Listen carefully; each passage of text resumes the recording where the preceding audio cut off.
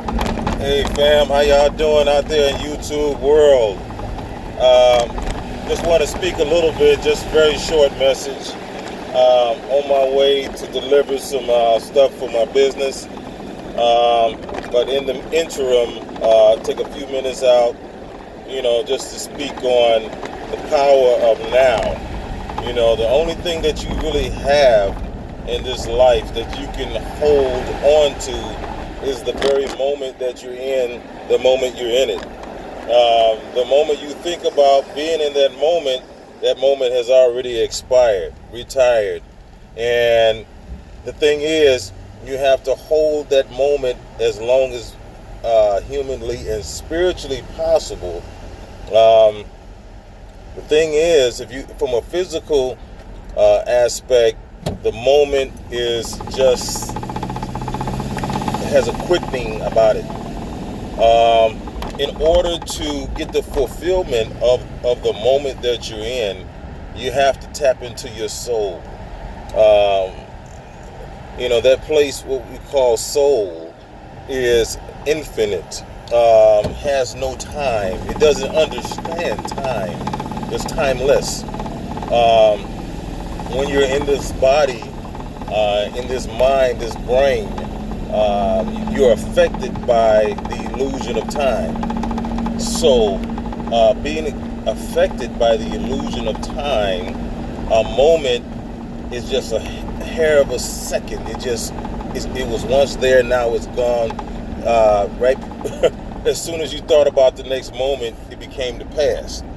So, what I'm trying to tell you is that we have to tie into the soul because the moment holds steady infinitely without a measurement of time. Um, the moment that you're in, the now, has no beginning, has no ending. It is always now. It's hard to explain it in the human lexicon of language. What I know from the universal law. The universal law is hard to put into language, human language. It's a feeling that you have that intrinsically permeates your third eye, which is really your first eye. That's your soul eye. That's the essence of who you are, your soul. So that first eye is really the dominant vision of your totality of who you really are, your total self, the total awareness of self, the total consciousness, the total unseen construct that's beyond the physical two eyes. Is that first eye, which some people call the third eye. I don't call it the third eye. I call it the first eye because soul is before body. The human soul was created first. The body was made later as a container for the soul to travel through a journey of time called life, experiencing and circumstances and situations that occur in your journey in the grand test, in the grand scheme of things. So when you go to your first eye, the first consciousness, the first awareness, once you tap into that soul that you have, that quickening of spirit, which is the energy that permeates the soul and gives the soul its very life and force to the soul. Its spirit and soul is really one. So when you tap into that part of yourself, you go beyond the physical locality of your mind, because your mind is connected to your body.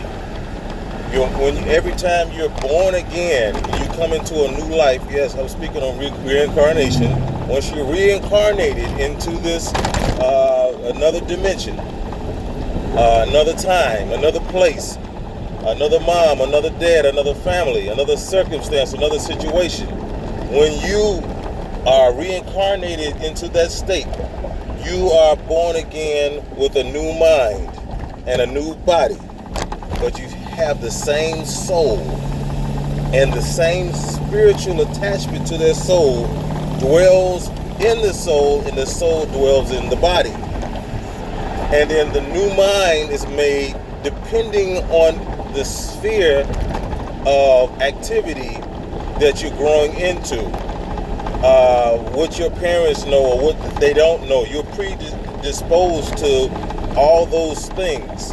What you exposed to relatives, aunts and uncles and cousins and friends, and as you grow older, kindergarten, first grade, second, third, fourth, fifth, sixth, seventh, then you go into your graduation. Then you graduate, you may go to college, you may not go to college, you may graduate, you may not.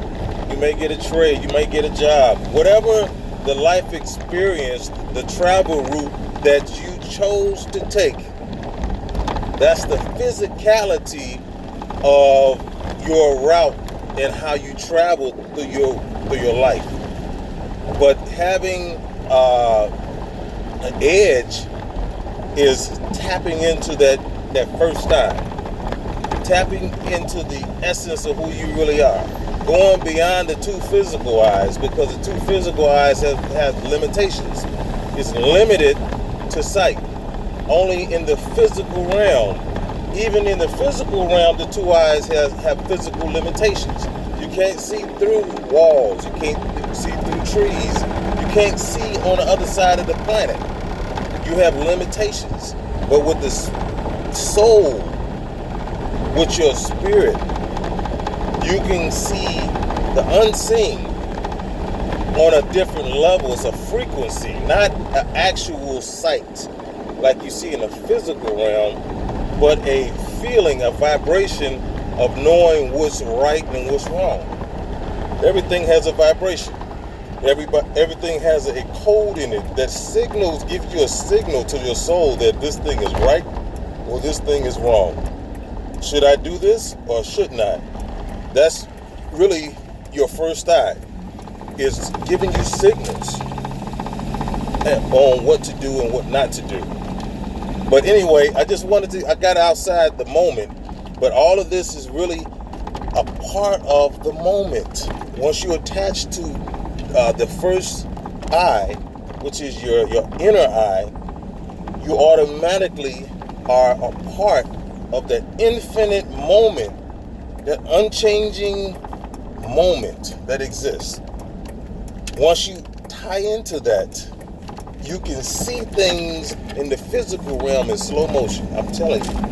You can see things that are about to happen to you or someone else, opening up that first eye. I just want to close out on that. Just wanted to be real short. I got a little long with it. But signing off. All right, be conscious and aware. Peace.